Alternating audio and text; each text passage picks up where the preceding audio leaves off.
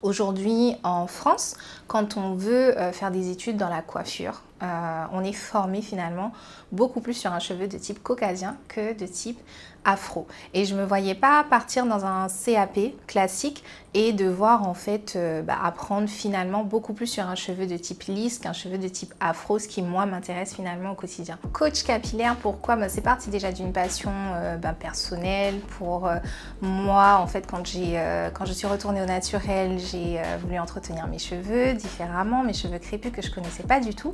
Et au fur et à mesure des années, je me suis documentée principalement en ligne et j'ai appris à faire certaines choses moi-même, donc savoir reconnaître les besoins de mes cheveux, de quels produits ils ont besoin, quels gestes sont les plus adaptés.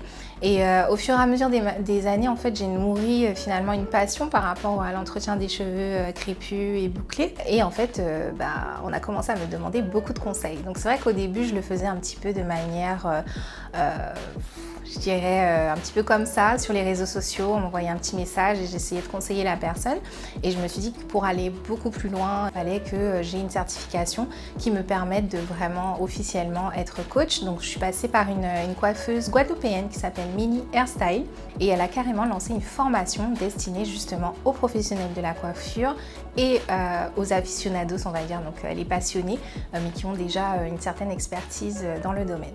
Donc j'ai passé ma formation en début d'année 2022 et j'ai reçu mon certificat de coach certifié. Le diagnostic, il est important parce que finalement, il faut savoir d'où on part. Chaque cheveu est différent, il y aura des besoins différents. Et ce diagnostic-là, finalement, ça nous permet de connaître exactement quelle texture on a. C'est là aussi qu'on va voir si notre cheveu il est plutôt élastique ou pas. Donc, est-ce qu'il va boucler de manière très définie ou pas? Parce que ça peut venir aussi juste du type de cheveux. Donc ça, on peut le voir directement en diagnostic. Ça nous permet tout de suite de se rassurer et d'arrêter de vouloir absolument une boucle complètement dessinée. Si on sait que notre cheveu ne va pas le faire dès le départ, on arrête de se torturer à vouloir le faire. On va aussi regarder la densité. Donc la densité, par exemple, c'est la quantité de cheveux qu'on va avoir. On a tendance à confondre, par exemple, densité et épaisseur. Et tous les cheveux afro ne sont pas épais. Par exemple, moi, j'ai les cheveux fins, mais j'ai beaucoup de cheveux, d'où ce volume, etc. Et puis on va regarder aussi les points de tension, là où on a des problèmes. Est-ce qu'il y a de la casse, est-ce qu'il y a des chutes, des problèmes de cuir chevelu? Je ne fais pas de soins. Et dès lors où il y a maladie ou suspicion de maladie, c'est-à-dire tout ce qui va toucher le cuir chevelu, je vais recommander d'aller voir des professionnels adaptés. Moi, je suis vraiment là finalement pour apporter cette connaissance que souvent les gens manquent finalement de connaissances sur leurs propres cheveux. Les plus grosses erreurs, alors déjà, c'est de se dire que c'est compliqué. Ça, c'est la plus grosse erreur. Avant de vous dire ça, venez me voir et puis je vais essayer de vous rassurer le plus que possible. La deuxième erreur que l'on fait, c'est de se dire que la routine capillaire, par exemple, qu'on va voir sur quelqu'un d'autre sera la bonne pour nous.